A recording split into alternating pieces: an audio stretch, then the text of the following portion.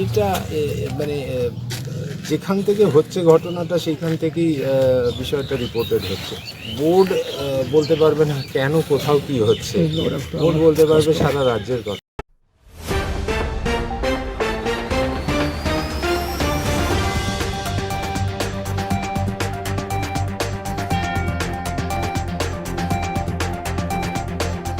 মঙ্গলবার মালদহের পরীক্ষা কেন্দ্রগুলি পরিদর্শনে নামলেন মধ্যশিক্ষা পর্ষদের সভাপতি রামানুজ গঙ্গোপাধ্যায়। সকালে পরীক্ষা শুরু হতেই ইংরেজবাজারে স্কুলে পরিদর্শনে আসেন তিনি। রায়গ্রাম উচ্চ বিদ্যালয় সহ একাধিক পরীক্ষা কেন্দ্রগুলি পরিদর্শন করেন তিনি। মাধ্যমিক পরীক্ষা শুরুর দিনই রায়গ্রাম হাই স্কুলের পরীক্ষা কেন্দ্র থেকে প্রশ্ন ফাঁসের অভিযোগ ওঠে।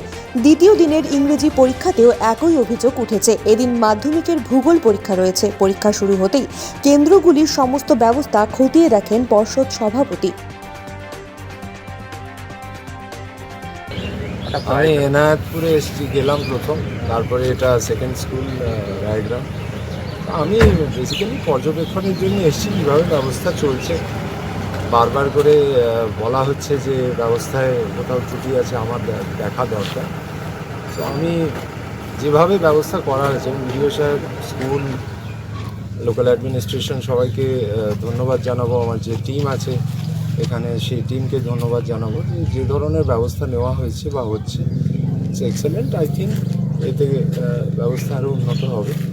আমি বারবার বলছি আমরা সুষ্ঠুভাবে পরীক্ষাটা নিতে চাই, এটা আমাদের টার্গেট। কিন্তু এটা মানে যেখান থেকে হচ্ছে ঘটনাটা সেইখান থেকেই বিষয়টা রিপোর্টেড হচ্ছে। তো বোর্ড বলতে পারবে না কেন কোথাও কি হচ্ছে, বোর্ড বলতে পারবে সারা রাজ্যের কথা। তো সেইভাবে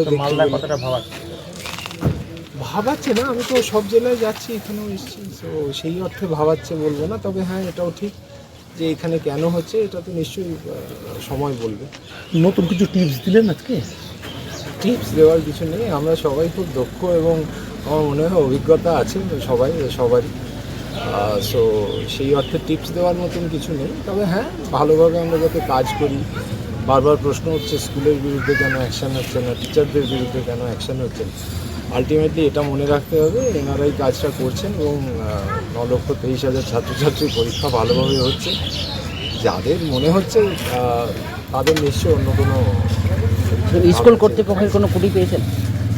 যেখানে দেখুন ত্রুটি বললে ডিফিকাল্ট কোয়েশ্চেন এটা, তবে হ্যাঁ লিমিটেশনস তো আছে, লিমিটেশনসের জায়গাগুলোই ওভারকাম করতে হবে। সব কিছু সব দিন সবসময় হয়ে ওঠে না, আর সব কিছু বলে আসে না। আর যারা ধরুন ইচ্ছে করে সব জেনে শুনে করছে, তো ন্যাচারালি তাদের সঙ্গে ব্যাপারটা তারা জানে সিস্টেমটাকে ব্রেক করার জন্যে তারা বদ্ধপরিকর। স্কুলগুলোও চেষ্টা করছে নিশ্চয়ই তাদের ক্ষমতার মধ্যে থেকে। সো সেই অনুযায়ী আই থিঙ্ক মানে overall the system is working fine.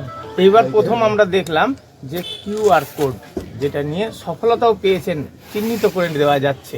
অনেকেই চিন্তাভাবনা করছিলেন যে এটা কতটা সফল হবে নতুন ব্যবস্থা, কিভাবে সাফল্য পাচ্ছেন?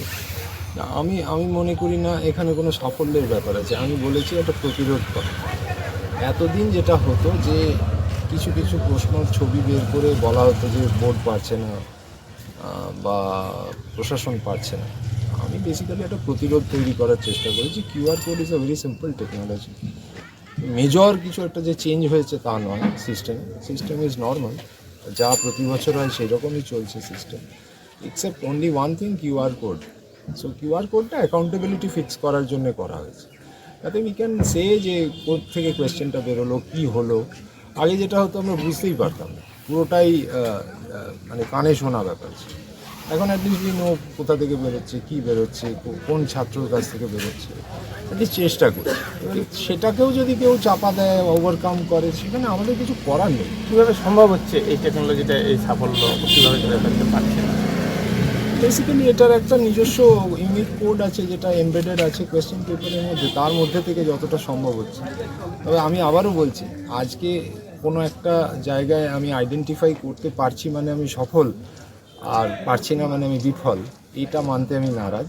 কারণ আমাদের চেষ্টাটা হচ্ছে একটা প্রতিরোধ করা, যেখানে নির্বিঘ্নে যেভাবে চলছে। ব্লার করেও তো ধরা পড়ছে এরকম ঘটনা হচ্ছে। না মানে আবার বলছি যে আজকে আমি যদি ধরতে পারলাম তার মানে এটা নয় যে আমি সফল, মানে ধরাটা আমার কাজ নয়। আমি basically trying to run the system well.